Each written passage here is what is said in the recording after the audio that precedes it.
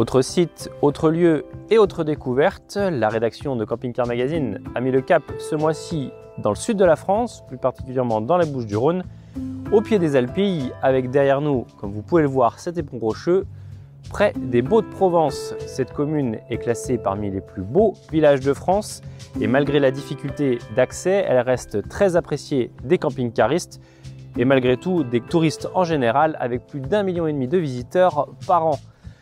Mais au-delà de ce côté touristique, nous sommes aussi ici pour tester un véhicule et printemps oblige, c'est un véhicule anniversaire dans une édition spéciale que nous mettons à l'honneur ce mois-ci. Créée en 1985, la marque Challenger célèbre donc cette année officiellement ses 35 ans d'existence. À événement particulier, véhicule particulier. Et c'est pourquoi ce début de saison voit l'arrivée de 3 modèles baptisés Anniversary, 2 fourgons à la couleur plutôt atypique que vous pourrez retrouver dans Camping Car Magazine numéro 327 actuellement en kiosque. Et ce profilé derrière nous, le 250 Graphite Anniversary, un véhicule de 6,39 m de longueur exclusivement proposé sur le châssis Ford. Ce véhicule en édition spéciale se distingue avant tout par sa carrosserie de cellules dans les gris beige, mais c'est surtout que son implantation reprend celle du 250, une des grandes nouveautés proposées pour ce millésime.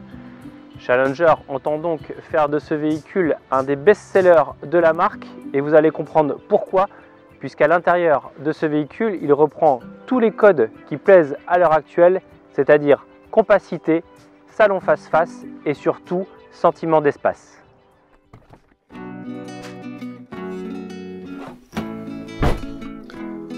Pour commencer, il est intéressant de souligner que ce modèle 250 est pourvu d'une porte avec baie et avec moustiquaire de série et c'est surtout que le constructeur a choisi une largeur de 60 cm qui permet vraiment de pénétrer facilement à bord du véhicule.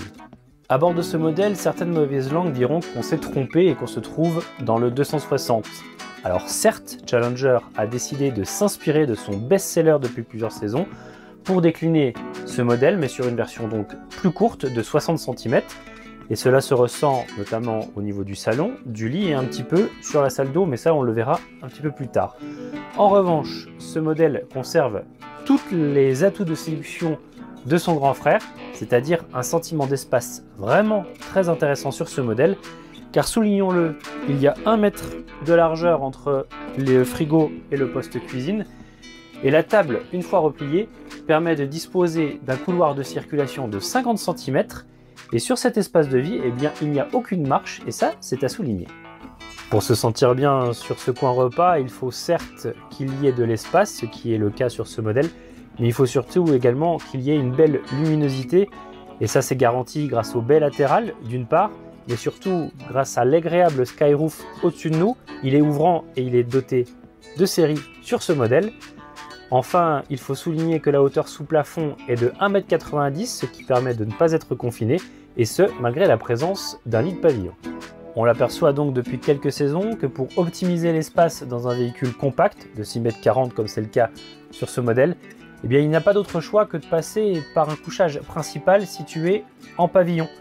Et sachez que sur ce modèle, eh bien, le lit présente des dimensions de 142 cm aux épaules et 122 cm en pied, et présente un matelas également de 189 cm de longueur, ce qui fait que le couchage double est plutôt intéressant. Et il se distingue également par un dispositif électrique de série qui permet d'abaisser le lit au plus bas à 80 cm du sol. Autant dire que pour monter à bord, c'est extrêmement simple.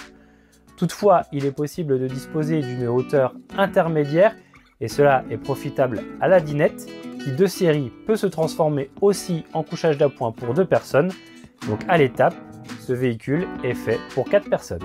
En partie cuisine, eh bien, outre le fait qu'il est extrêmement aisé de se mouvoir, comme on vous le disait en préambule, eh bien, sachez que ce poste est équipé d'un bloc avec un réchaud 3 feux triangulaire, d'une cuve inox, de multiples rangements, et c'est surtout que face à ce petit meuble cuisine, eh bien, figure un grand frigo à double porte, d'une capacité de 167 litres au total, avec un freezer de 29 litres totalement indépendant. En faisant coulisser très simplement ce rideau à lamelles, eh bien vous accédez sur toute la partie arrière à l'espace sanitaire. Il est grand, il occupe toute la largeur du véhicule. Il se compose d'un WC, d'un lavabo et de quelques rangements. Et c'est surtout qu'il se distingue par une douche sans l'ombre d'un doute la plus grande de sa catégorie. Car imaginez que la cabine fait 90 cm de profondeur pour 60 cm de largeur. Donc rappelons-le, sur un véhicule de 6,40 m, il n'y a pas mieux à l'heure actuelle. Pour un petit rappel au niveau du marché, eh bien souvenez-vous que le 250 était l'une des grandes nouveautés de la collection 2020 pour le constructeur Challenger. Ce modèle Anniversary s'inspire donc de ce véhicule, mais pour autant, le constructeur a décidé d'y apporter déjà des modifications, en écoutant peut-être les remontées terrain et les remontées concessionnaires. Les grandes modifications, c'est surtout au niveau de la partie dressing. Il s'agit tout de même d'un atout majeur de ce véhicule, puisqu'il offre un espace de rangement conséquent. Et on y retrouve sur ce modèle anniversaire, eh bien, 4 tiroirs positionnés en bas, coulissants et facilement accessibles. Et pour les étagères, eh bien c'est tout bête, mais il fallait y penser. Pour éviter que vos pulls ou autres chargements ne basculent dès le premier virage, eh bien le bureau d'études y a mis des petites cordelettes élastiques qui retiennent le tout. Le constructeur a également souhaité corriger son espace garage. Alors pour y parvenir, eh bien c'est simple. Les ingénieurs ont planché sur le fait de remonter le boiler en partie haute, ce qui permet en dessous de conserver une hauteur de 1,20 m constante, couplée aux 76 cm de largeur. Eh bien, Challenger revendique la possibilité sur ce 250 désormais de pouvoir loger 2 vélos.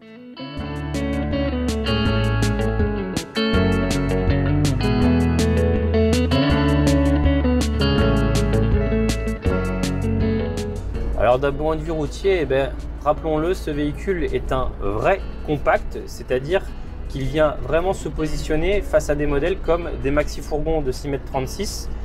Il offre une conduite vraiment agréable et franchement, certains diront que c'est plus large et plus haut. Certes, ça c'est indéniable, c'est marqué sur la fiche technique. Mais sur les routes escarpées qu'on a pu prendre, et bien que ça soit à 2,30 m de largeur ou 2,05 m, ça ne changeait pas grand-chose en soi.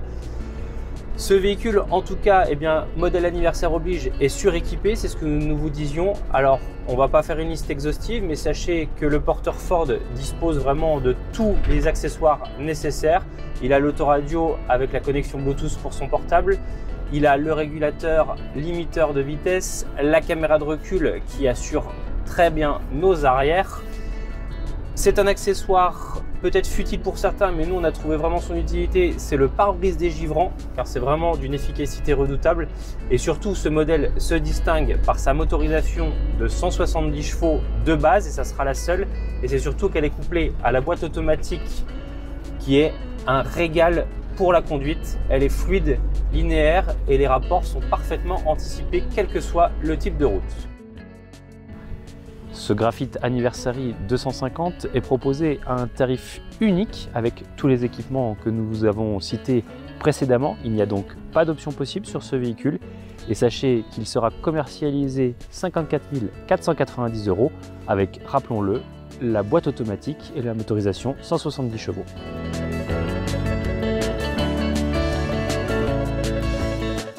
C'est au pied du géant de Provence, plus communément appelé le Mont Ventoux, que notre essai touche à sa fin. J'espère que vous avez pris plaisir à visionner cette vidéo autant que nous avons eu plaisir à la réaliser. Vous pouvez d'ailleurs le notifier par le petit pouce en l'air juste ici en bas qui nous dit si vous avez apprécié ou au contraire détesté cette vidéo. N'hésitez pas non plus à laisser un commentaire pour nous dire ce que vous pensez de ce véhicule et plus globalement de notre super essai.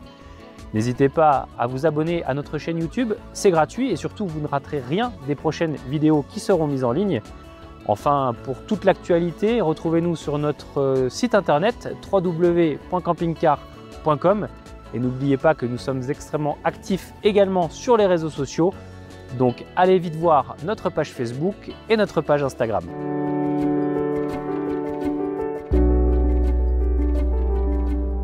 Malheureusement, notre périple s'arrête ici puisque la montée sur le Mont Ventoux est fermée durant la période hivernale.